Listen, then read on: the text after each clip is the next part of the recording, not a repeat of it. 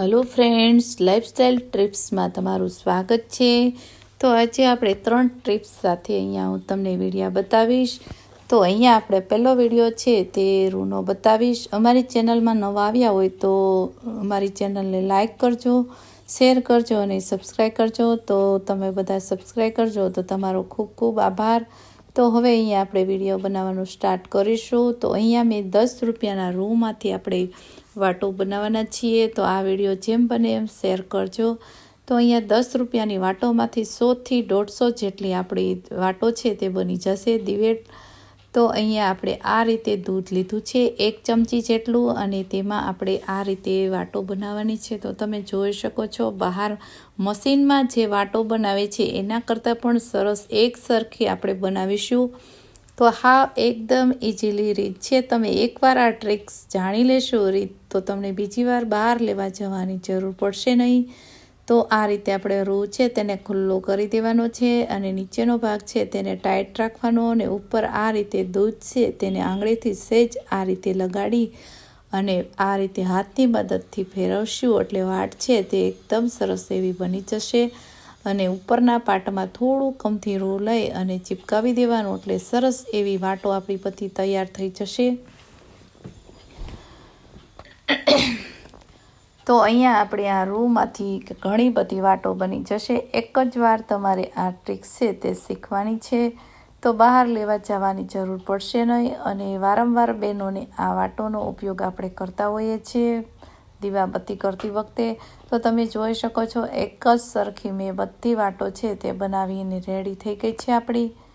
તો અહીંયા આ વાટો બનાવતા તમને એકવાર આવડી જશે એટલે 10 થી 15 મિનિટમાં તમે ઢગલાબંધ વાટો છે તે બનાવી શકશો।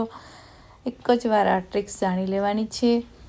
તો અહીંયા આ તમને બધી જાણકારી મળે એના માટે તમારી અમારી ચેનલને સબસ્ક્રાઈબ જરૂરથી કરજો એટલે તમને નવી નવી ટ્રિક્સ તમને જોવા મળશે। તો તમે જોઈ શકો છો 150 જેટલી વાટો બનીને રેડી થઈ ગઈ છે। તો અહીંયા આપણે વાટો સાઈડમાં મૂકીશું અને હવે બીજી ટ્રિપ્સ છે તેને આપણે જાણકારી આપીશું તમને।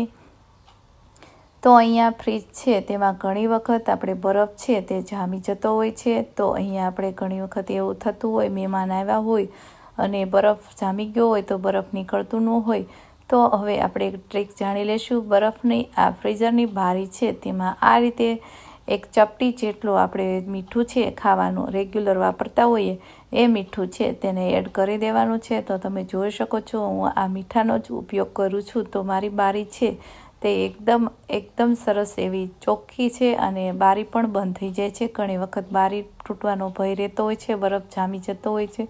તો આ અમારી ટ્રિક્સ સારી લાગી હોય તો વિડીયોને લાઇક કરજો।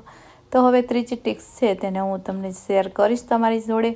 તો ઘણી વખત આપણે નવા વાસણ લીધા હોય તો તેમાં સ્ટીકર ઉછળતા ન હોય અને સ્ટીકર એકદમ ઉછળી જાય તો તેનું ગમ ચીપકી જતું હોય છે। તો તમે આ રીતે સ્ટીકર છે તે ઉછેળવા જતા હોય તો સ્ટીકર છે તે અડધું ચીપકી જતું હોય છે અને એનો ગમ છે તે આપણે સર્વ કરતી વખતે પેટમાં જાય તેના માટે નુકસાન ન થાય એના માટે આપણે ગેસ ચાલુ કરીશું અને ગેસની ઉપર આ રીતે થોડીક 1 જ મિનિટ જેવું આપણે ગરમ થાય એટલે સ્ટીકર છે તે નીકળી જશે ઓટોમેટિક અને એકદમ ચોખ્ખું થઈ જશે। તમે જોઈ શકો છો આ રીતે આપણે સ્ટીકર છે બધા વાસણમાં નવા હોય ત્યારે આ સ્ટીકર આપણે ઉછેળવાની એક નવી ટ્રીક છે।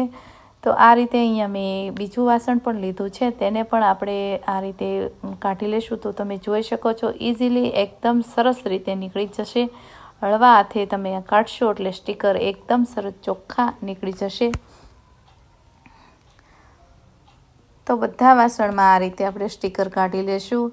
તો અહીંયા લોખંડની કડાઈ છે તો એમાં પણ મેં સ્ટીકર લગાડેલું છે તો એને પણ આપણે કાઢી લેશું।